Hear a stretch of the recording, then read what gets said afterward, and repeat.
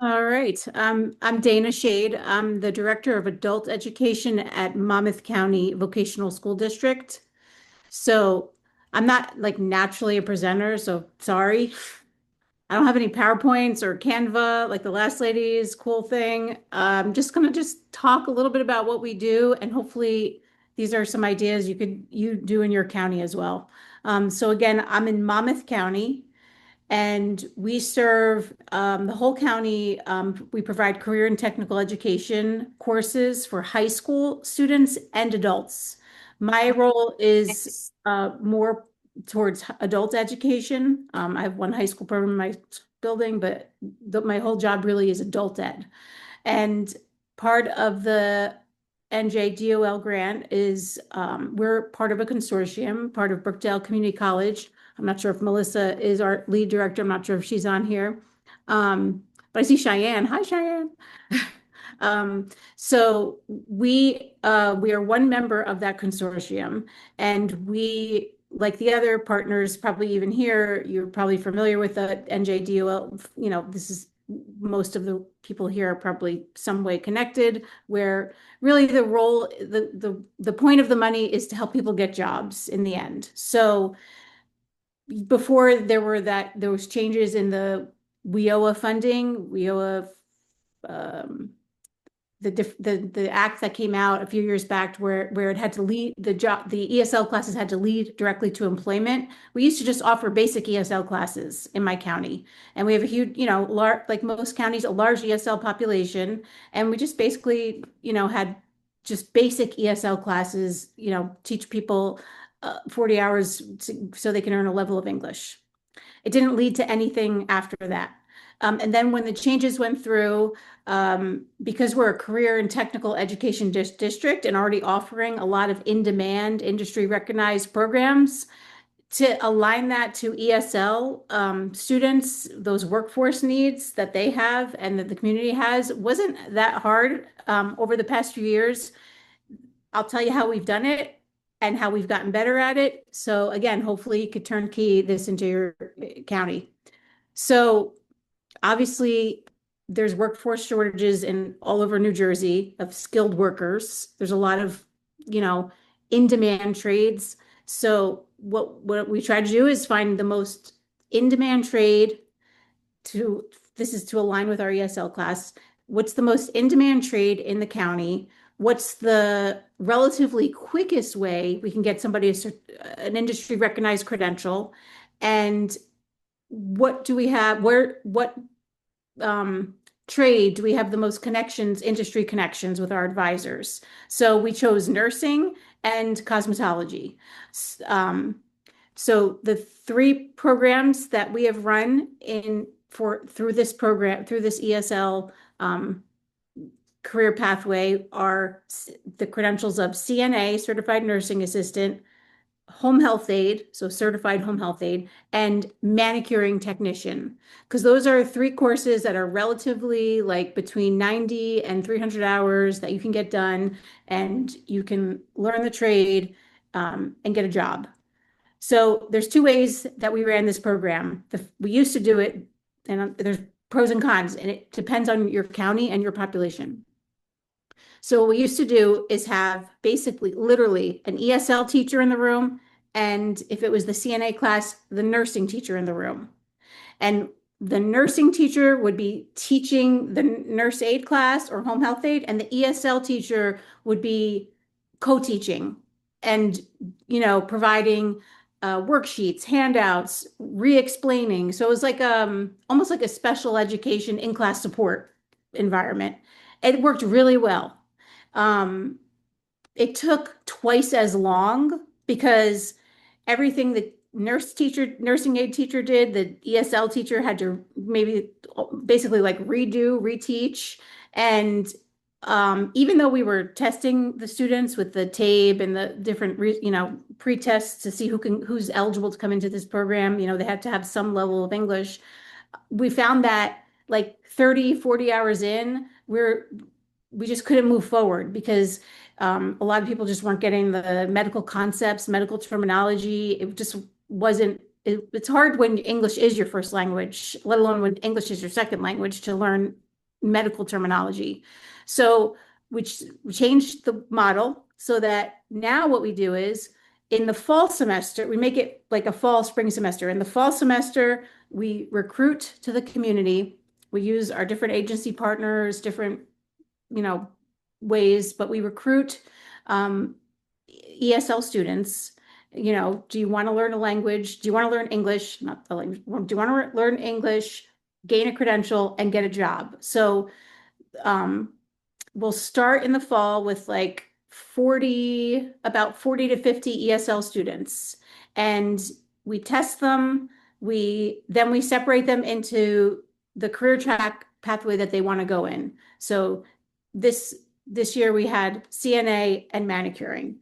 So what we did was we had like Mondays was manicuring ESL, and an ESL teacher would just basically teach them out of the manicuring book, if it was a manicuring class, the terminology along with, you know, your basic English, you know, contextualized English for the trade of cosmetology.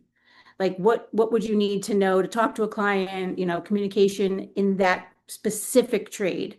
And then Thursdays, the ESL teacher would teach the nurse aid students who are interested in nursing, certified nurse aides who usually work at nursing homes, just so you're aware, you may not be. And they had a full semester of that. So like say 60 hours of 1 day a week, they would come in and for 2, 3 hours and just focus on English related to the trade they were interested in. Now in the winter spring semester, the students would then go into the actual class of manicuring or certified nurse aid. And the ESL teacher is still there to support the students, provide resources, not physically in the room, but you know, extra help if they need extra support, if they need to retest. The ESL teacher is still able to come in and out, but it's mainly on the manicuring teacher or the certified nurse aid teacher to get them to the goal post of passing the industry recognized credential at the end. So if it's cosmetology, the Board of Nursing, the Board of Cosmetology, if it's CNA, the, you know, Division of Consumer Affairs Nurse Aid Training Test. And I mean, then because we picked the most in-demand trades in our area to get them a job, it's really easy, honestly, especially because they're bilingual. They offer that service that they can speak more than one language, which is for an employer amazing. We have a job fair at the end. So we have a job fair every June where we invite not just our ESL students that went through the program, but just the whole community. So we'll have like a cosmetology job fair and a nursing job fair. And I mean, that's honestly the gist of it. It's all covered through the grant. We don't, you know, they don't have to pay, they shouldn't be paying for anything. They get the book. We partner with other community agencies if they need additional support, like maybe they can't, you know, for nurse aid, they have to get a physical. So we'll partner with like an area clinic to help them get that part of it.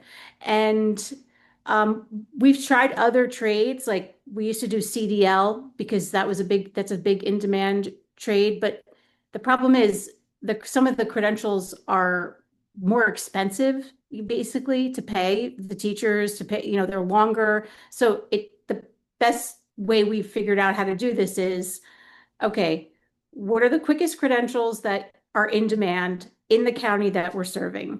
And how can we reach the most people and ultimately get them a job? So, I mean, honestly, that's basically how to answer questions. If you have any questions about how we do this, there's ways we braid funding, like if because we're in a career technical education district, we have access to Perkins funding, so we can get certain equipment for the trade that is helpful in preparing the students ultimately for a job, for employment. One really cool thing is we've seen a lot of people go through these programs and then go on to a higher level of credential within that trade. Like we've had manicuring students who've then gone on into our adult cosmetology program. So they've upskilled and, you know, obviously they're creating more opportunity to earn more income. Our CNA students, we try to encourage them to go into the LPN program. because that's a level up from CNA. So I think once they get through these programs, they have a pathway, and it's really exciting to see that honestly their lives and their children's lives and generations, have changed because of these programs. It's amazing to see. Um, So yeah, so I think Dana said like folks can ask questions either you can unmute or in the chat. While people are thinking about that, Dana, one question I had for you is that our ongoing conversation I think that we've had in the organization is kind of the ability of programs to be offered cross county, right? So that like within a given county, you might not have the critical mass of learners to run a given program, right? But if that program was open to people in various counties, then you would have that critical mass. And so what type of coordination and policy changes would be needed to allow for folks to kind of cross county lines to go to an appropriate program? So are there things that you have done that have allowed for that or that would allow for that? um, where we are in Monmouth County is the Neptune area, and there's such a large population of ESL students in that county, in that area.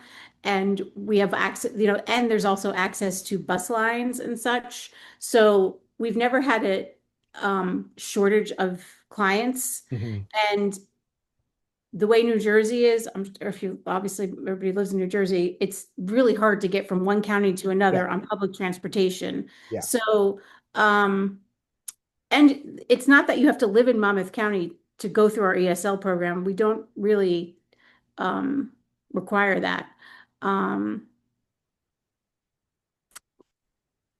I think what would be good is if there were some kind of way that some of the credentials that could be offered in a hybrid model would be beneficial. So like, let's say manicuring, for example, if that could be a hybrid program where somebody in Ocean County could, or another county could take the ESL class in their county, because ESL classes are pretty much out there. There are a lot of them, but there's not as many ESL CTE programs. Mm. So maybe if there's a credential that can be offered remotely so that a student could maybe do the in-person ESL class where they live and Mhm. then remotely be a part of a CTE online program. Mhm. But that's just the problem is a lot of those like online CTE programs are really expensive. They Yeah, just so yeah, outrageously expensive. Like if a private company offers them. yeah. Then there's a question from Justin Clark at the DOL. And if you see Oh, the hi. chat, Yeah. uh, does your agency have any interest in expanding outside of CNA and manicurist? Manicurist? Yeah, we're definitely open to anything. Once the grant comes out for the next school year, we'll ask Yolanda Taylor, who's our workforce director in our county, um, for the one stop, like, hey, what's the most in demand trade, job that you guys have? What's the need?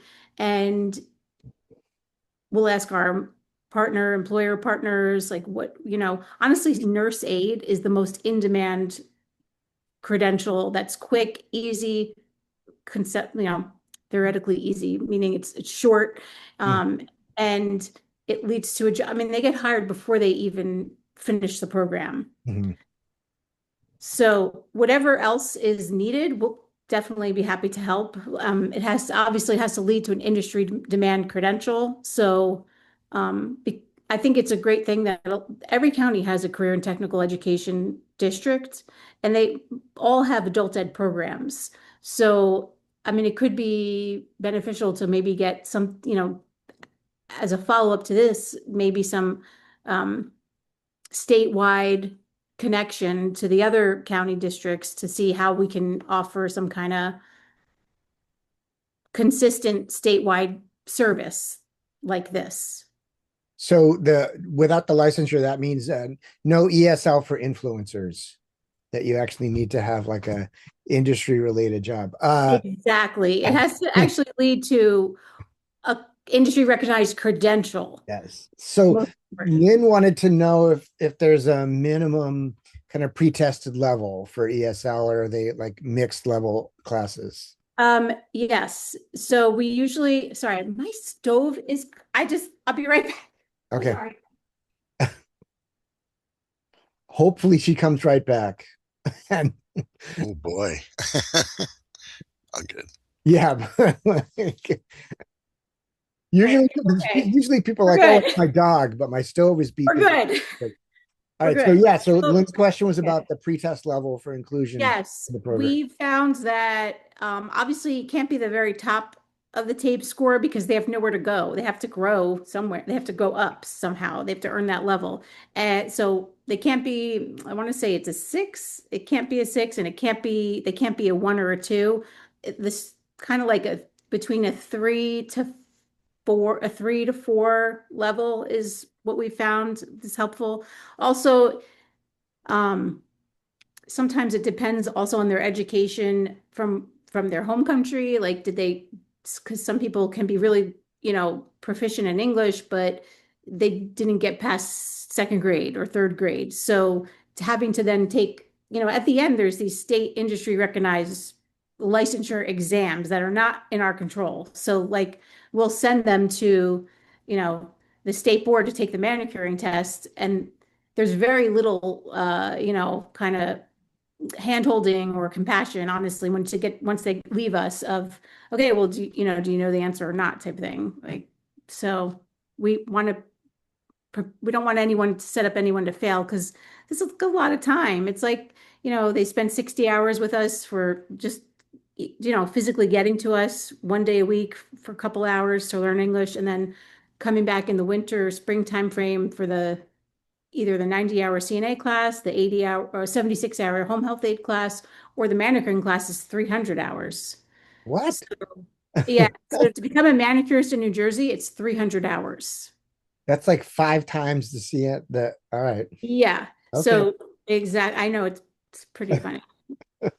Um, there's a question from Larissa about being able to refer students to your program in the fall if she has some students that are interested. Yes, that would be great. So, maybe you could drop my information in, to the group after this. I could send the catalog that we send out and my information. That would be amazing. Um, I'll just show you guys what it looks like on the what we send out to Monmouth County residents. Let's see. Obviously, we sent more, it's more than just the course catalog. That's one way of advertising. And this program is embedded into our adult ed programs. So it's not, this is just 5% of the adult ed division in the county. So I'm just trying to find my.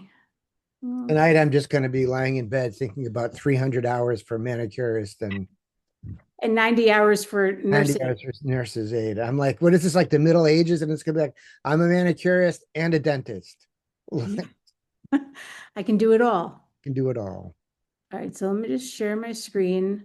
And we also, another good thing we do is because our lead agency is Brookdale, they're so great. We offer we offer the GED classes in our building that they run. So they use space in our building to run GED classes, and then it's another way to kind of have access to students. But interesting, you don't need a high school diploma to become a certified nurse aide in New Jersey. You do not need a high school diploma. So, but you do need one to be a manicurist. Figure that out. Not putting down manicuring, but all right, so let me just share my screen. I have never had my nails done, and now I'm thinking it's got to be an incredibly complicated process. So um, this is the adult ed district I work for. Again, this is the Monmouth County Vocational Adult Education. And this catalog has already gone out to Monmouth County. And this is, again, just one part of what we do. So here's what it looks like when it goes out to the community. So we run it like, we advertise it like, okay, it's mandatory that you attend part one of the ESL class. And this is for this coming fall. Oh no, this was this current fall's catalog. So they have to they take an entrance test. They go to part one. And we require them obviously to come to the required number of hours of ESL class. Then they go into either this manicuring class. This is what it looks like. And this is just our GED, the Brookdale GED program here. And then, or they go into the CNA class.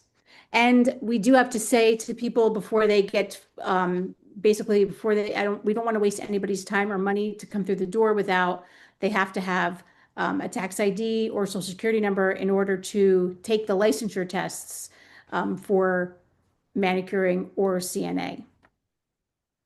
So that's just part of those credentials requirements. Dana, there's a question in the chat about animal control. Are there any programs that you know for like certification of licensure in animal control? Like the SPCA, like a officer, animal control Yeah. officer. Yeah. Or We don't, Justin, maybe you might know. we don't have that, but if definitely if there was a need in the county, we could do, there's a lot of opportunities to use the ESL money to offer these types of programs. You could really, there's a lot of room to do more things, honestly.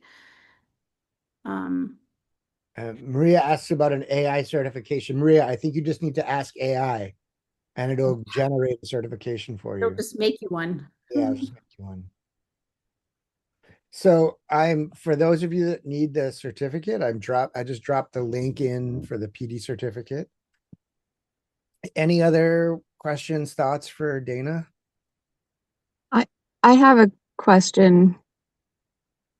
Or I don't know if it's a thought or a question, but it's like a question.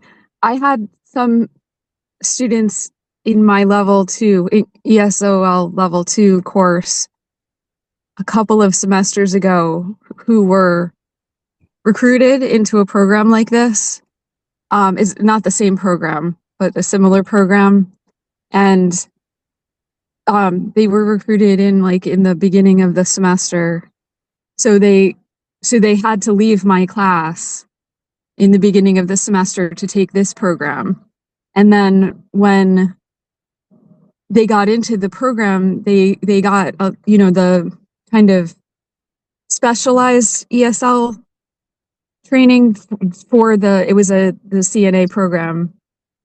But then they wanted to come back to my class because they felt like they weren't getting enough English or ESL training to suffice.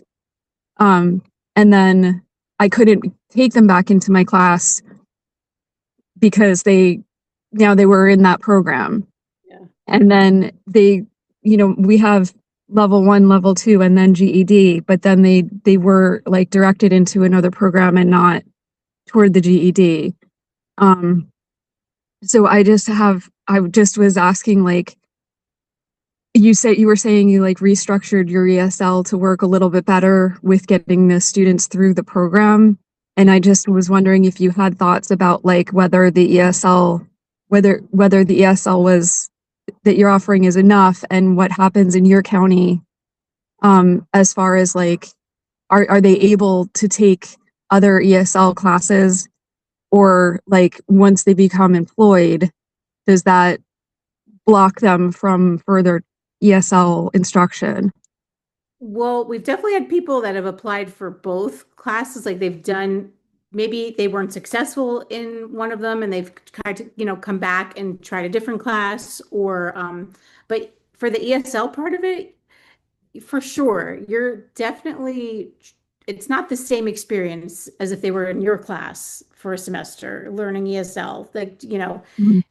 the it's not as a global kind of education. It's more contextualized exactly for what do they need to get it to pass this credential test, to pass the class, pass the test, get a license, get a job.